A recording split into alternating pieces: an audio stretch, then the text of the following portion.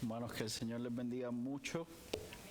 Vamos a estar dando lectura a los primeros 12 versículos del capítulo 12 del Evangelio de Marcos, así que les voy a pedir de favor que tengan sus Biblias abiertas en el libro o en el Evangelio según Marcos, y aquellos que se puedan poner en pie, les voy a agradecer que estén puestos en pie para leer los primeros 12 versículos del Evangelio de Marcos.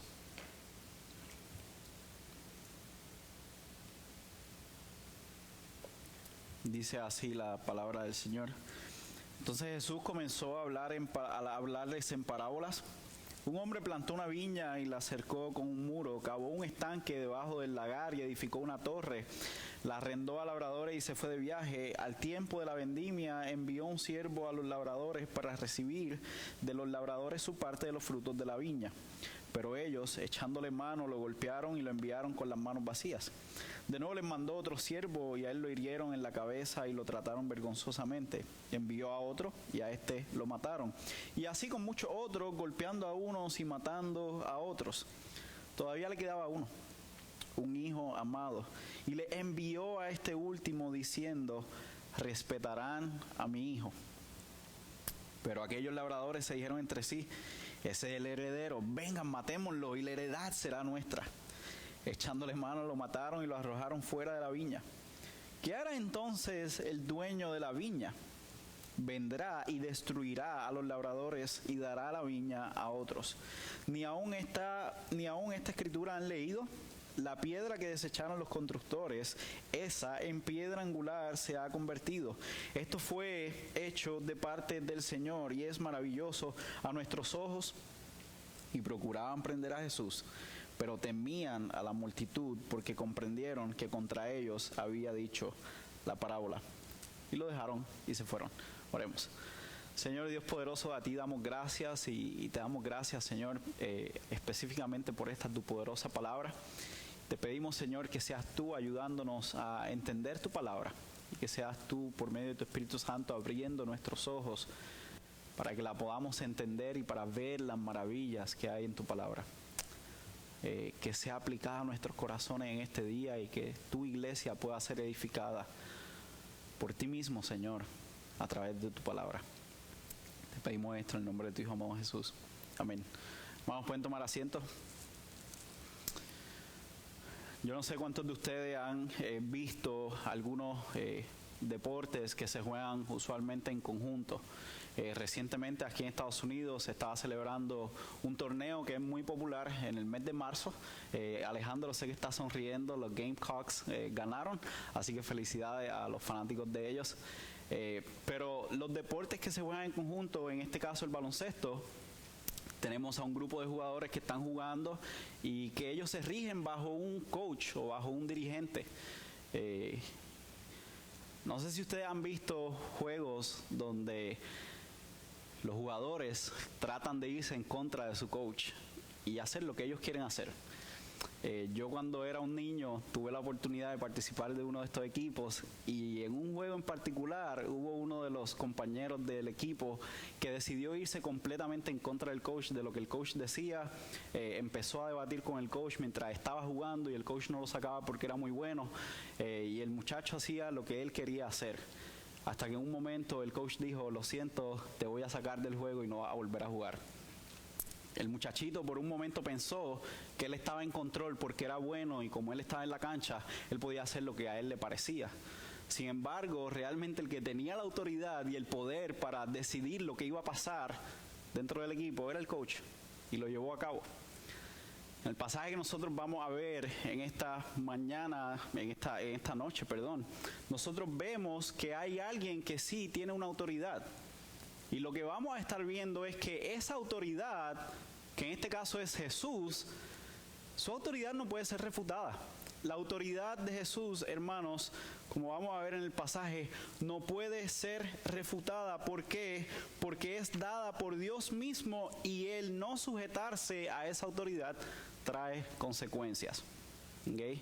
La autoridad que tiene Jesús es dada por Dios mismo. El no sujetarse, el no reconocer esa autoridad trae consecuencias, trae destrucción. Pero vamos a ver lo contrario también. Vamos a ver que el sujetarse a esa autoridad, en este caso para el pueblo de Dios, para su iglesia, también va a traer frutos. ¿Okay? Así que yo sé que estuvimos viendo y hemos estado viendo el libro de Marcos por un tiempo ya. Pero en esta ocasión, llegando a Marcos capítulo 12, nosotros nos encontramos en esa última semana, ¿no? en la semana final de Jesucristo en su ministerio aquí en la tierra. Y en este caso nos habíamos quedado en Marcos capítulo 12 porque terminamos viendo Marcos capítulo 11.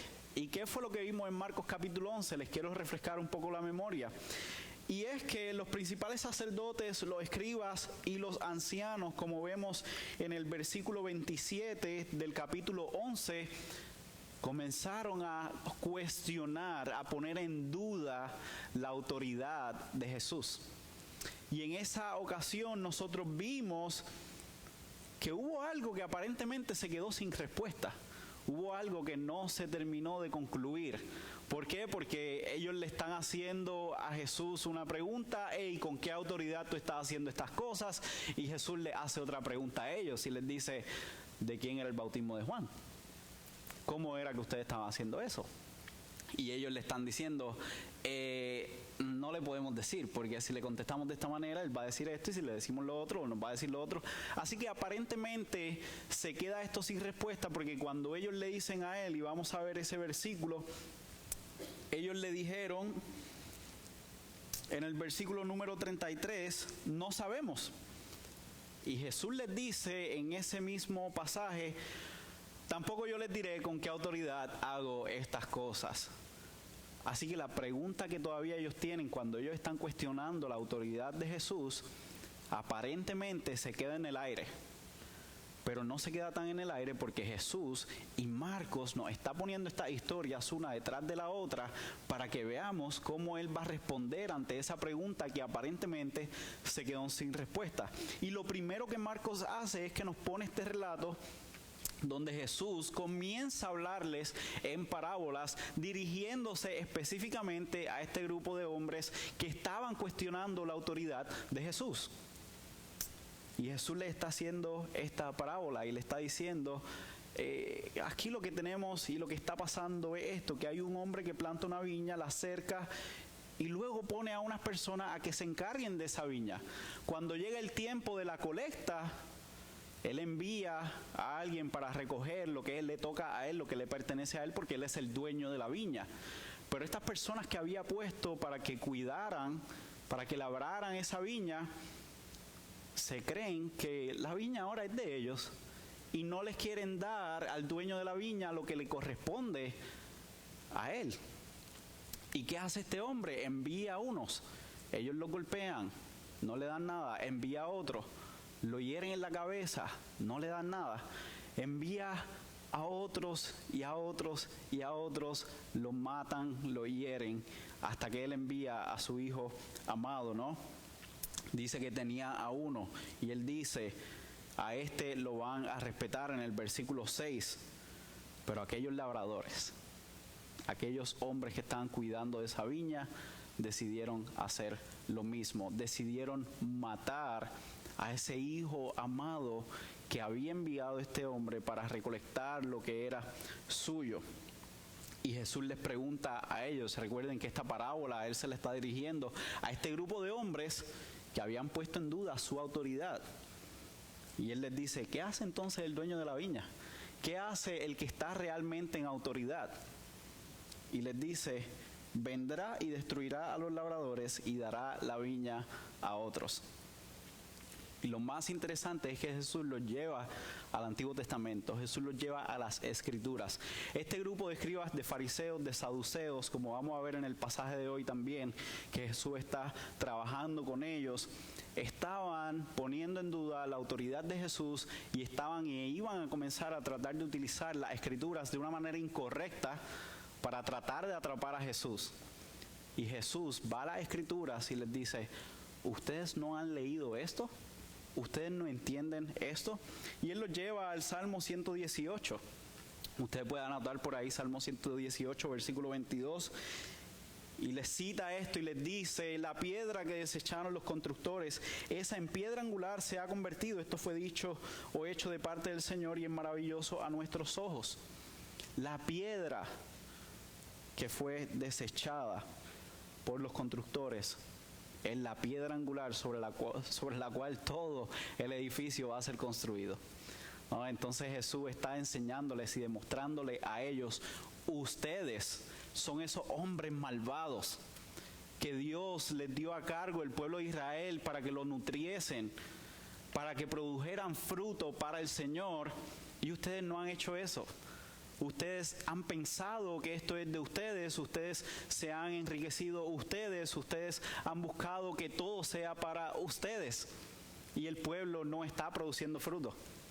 Por eso Jesús, en unos pasajes anteriores presentados, donde Él mira al pueblo y ve que no hay fruto y lo compara aquí en el Evangelio de Marcos con una higuera. ¿Y qué hace Jesús? Jesús maldice esa higuera. ¿Por qué? Porque no había frutos, por culpa de los líderes que estaban en el lugar donde ellos necesitaban trabajar por el pueblo y estaban trabajando para ellos. Y Jesús le está diciendo claramente: el dueño de la viña es mi Padre, es Dios. Y ustedes van a matar a su hijo también. Recuerden que aquí la palabra hijo amado, cuando Jesús está diciendo y le hace esta historia, les dice: todavía le quedaba uno en el versículo 6, un hijo amado. ¿Cómo comienza el Evangelio de Marcos? En el capítulo 1, aquí en el Evangelio de Marcos, vemos que Jesús, luego de que Él es bautizado, hay una voz que viene de los cielos.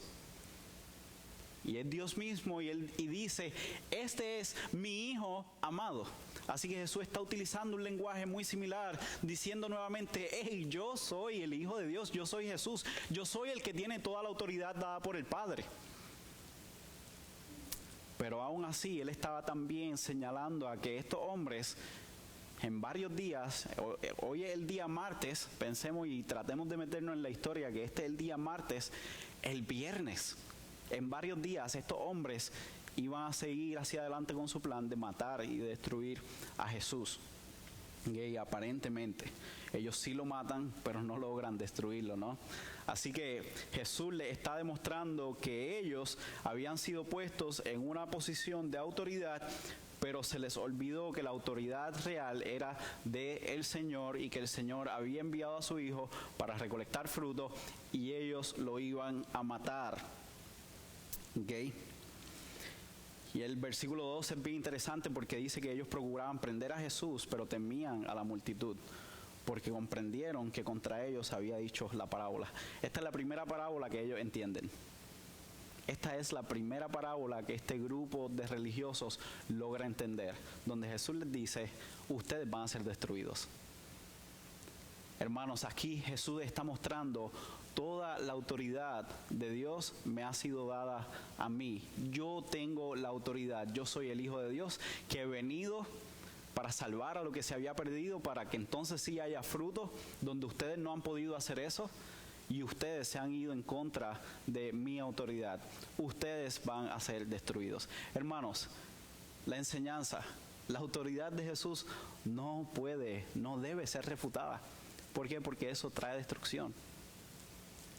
Al contrario, nosotros como iglesia debemos estar conscientes que la autoridad de Jesús tiene que ser seguida. Nosotros nos debemos sujetar a la autoridad de Jesús. ¿Por qué? Porque eso va a producir fruto. Vamos a seguir viendo las siguientes historias para ir avanzando en el pasaje.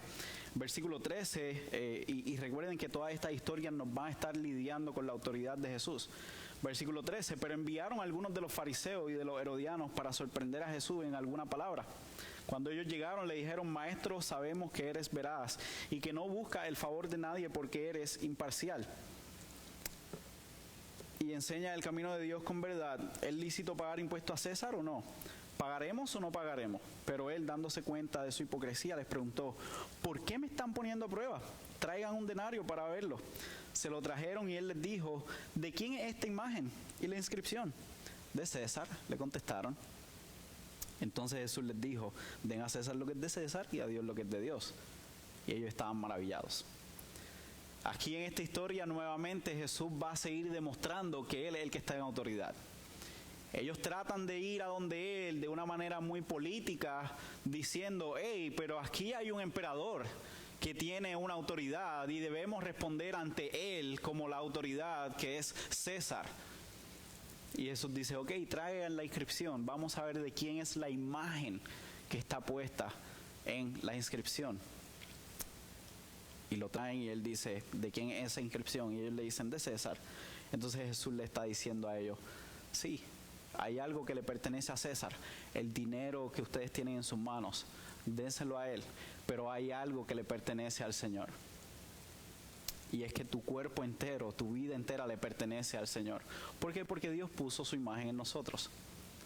Desde el principio Jesús va a estar llevándolos una y otra vez. La autoridad completa es del Señor. Él me ha dado a mí la autoridad para reclamar lo que es nuestro. Y le está diciendo a ellos, si ustedes están pensando que la autoridad sigue estando en este mundo, en el grupo político de ustedes, en donde ustedes creen y tienen su esperanza, pero no. La autoridad real le pertenece a Dios. Él me la ha dado a mí y yo vengo a reclamar lo que es del Señor. ¿Quién es del Señor? El pueblo del Señor es lo que Él ha venido a rescatar. Aquellos que estaban perdidos, aquellos que no estaban produciendo frutos. Y Él dice, yo he venido para producir esos frutos. Yo he venido para rescatarlos. Así que todo realmente a quien le viene perteneciendo es al Señor. Hermanos, una aplicación sencilla también que nosotros vemos aquí para nuestros días. Estamos, yo creo, a 5 días. ¿Qué hoy? Abril, el 10 de abril, el 15 de abril hay que pagar los impuestos. Sí, hay que pagar los impuestos. Hay que darle al César lo que es del César. Hay una aplicación sencilla para nosotros en que sí, nosotros tenemos una responsabilidad con las autoridades que están en este mundo. Aquí Jesús no trata de negar la autoridad que había en ese mundo. Jesús está diciendo, sí, hay una autoridad en este mundo, pero al final aún las autoridades de este mundo se tienen que someter a la autoridad mayor que es Dios. Eso es lo que Jesús quiere comunicar realmente. Así que no nos tratemos de desviar con estas aplicaciones secundarias en pensar que este pasaje trata acerca del dinero. Este pasaje trata acerca de que a pesar de las autoridades que hay establecidas en este mundo que son avaladas por Dios, todas ellas se tienen que someter y se tienen que sujetar a la autoridad mayor, que es Dios. Y Jesús está diciendo, yo soy esa autoridad y ustedes están desafiando mi autoridad. Y por eso es que ustedes van a ser destruidos. Así que la respuesta que Él está esperando en este momento de los escribas, de los saduceos, de los fariseos, es que ellos logren entender que Él les está diciendo, sométanse a la autoridad de Dios que soy yo ahora mismo, arrepiéntanse de sus pecados, crean en el Evangelio, porque el Evangelio de los reinos se ha acercado. Marcos 1:15. Jesús comenzó diciendo el Evangelio, el reino de los cielos se ha acercado. Crean, arrepiéntanse y crean en el Evangelio. Y es lo que Jesús está esperando que ellos hagan en este preciso momento, a Él decirle una y otra vez, yo soy el que tiene la autoridad, ustedes tienen que arrepentirse y creer en mí. Porque de otra manera ustedes no están produciendo fruto y este pueblo también está igual. Y ahora vamos al otro grupo, algunos saduceos le están diciendo, hey, nosotros que ni siquiera creemos en la resurrección, le van a hacer una pregunta a Él con relación a la resurrección. Bien interesante este pasaje, usted lo van a poder leer en su casa y lo trabajamos el domingo. Y les animo y les exhorto que estén acá temprano el domingo porque estamos trabajando los pasajes que van a ser predicados el miércoles cada domingo. Pero en esta otra historia, los saduceos, que era un grupo particular que no creían en la resurrección, van a donde Jesús y le dicen, oye, ¿qué hacemos en la resurrección? Si hay un hombre que se muere y después viene el hermano y se casa con la mujer que dejó, y el otro, y el otro, y el otro, hasta llegar a 7. 7 hermanos tenía este hombre, los 7 se casaron con la esposa, pero cada uno se fue muriendo poco a poco. Cuando haya resurrección, si es que ellos resucitan, ¿con quién cuál es el marido de ella? Recuerden que esta gente no creía en la resurrección, pero estaban buscando una manera para incriminar a Jesús. Y ellos están diciendo, nosotros no creemos en la resurrección, así que le vamos a preguntar, oye, ¿y si resucitan, qué hacen? Jesús los lleva de nuevo a la Escritura. Jesús los lleva a Éxodo capítulo 3 y les dice, ¿ustedes no han leído en las Escrituras que Dios mismo le estaba diciendo a Moisés, yo soy el Dios de Isaac, de Jacob, yo soy el Dios de Abraham, yo soy el Dios de ellos? Yo no era el Dios de ellos, yo sigo siendo el Dios de ellos. Si hay resurrección, si ellos resucitaron de entre los muertos, yo sigo siendo el Dios de ellos. Si hay resurrección, Él lo está llevando nuevamente a las Escrituras. ¿Para qué? Para que ellos entiendan que se tienen que sujetar a la autoridad del Señor. Y Jesús termina ese pasaje completo diciéndole, ustedes están muy equivocados. Sin embargo, Jesús transiciona y viene uno de los escribas y mientras lo está escuchando, Él le dice, ¿cuál es el mandamiento más importante entonces? Jesús, ¿qué es lo que nosotros tenemos que hacer? Y Él le dice, el más importante es, escucha Israel, el Señor nuestro Dios, Él es el Señor, uno es. Y amarás al Señor tu Dios con todo tu corazón y con toda tu alma, con toda tu mente y con toda tu fuerza. Y el segundo es este, amarás a tu prójimo como a ti mismo. No hay otro mandamiento mayor que estos. Y el hombre le dice, muy bien, respondiste bien. Jesús nuevamente está diciendo, Dios es la autoridad suprema y ustedes no se pueden salir de esa autoridad. Los escribas, los fariseos, los saduceos, todo el grupo que componía al Sanedrín, que eran los líderes religiosos del pueblo, estaban rechazando la autoridad de Jesús. Y Jesús una y otra vez le está diciendo, sométanse a la autoridad del Señor. ¿Cómo hacen eso? Arrepintiéndose y creyendo en el Evangelio. Estos hombres, obviamente sabemos por la historia que no hacen eso. Termina llegando el viernes, ellos terminan crucificando a Jesús, terminan matando a Jesús. Pero Jesús sigue trayendo esperanza, porque Él vino para rescatar a aquellos que se habían perdido. Y no solamente Jesús volviendo y regresando a la viña, no solamente Jesús la restaura, sino que Jesús, por medio de su gracia y de su infinita misericordia, a nosotros que somos gentiles, nos ha venido a ser parte de su pueblo. Y ahora nosotros venimos a ser parte de esa viña, donde Él mismo está trabajando, donde Él mismo la está cuidando, donde Él mismo está haciendo que produzca fruto. Hermanos, si nosotros tenemos la inmensa bendición de ahora ser parte de esa viña que está produciendo fruto para el Señor, nosotros, la iglesia del día de hoy, somos los que producimos frutos. Hermanos, ¿cómo nosotros producimos frutos? Como hemos visto que hizo Jesús, sometiéndonos a la autoridad de Jesús. Ante los cuestionamientos de este mundo, ante los señalamientos que tratan de cuestionar lo que nosotros hacemos y cómo nosotros nos sujetamos a Jesús, nosotros debemos permanecer firmes en dejar que Jesús tome toda la autoridad de nuestras vidas. ¿Cómo hacemos eso? Sujetándonos a su palabra. El apóstol Pedro le escribe a la iglesia y le dice estas mismas palabras, le dice, esto es piedra de tropiezo para aquellos que han rechazado a Jesús.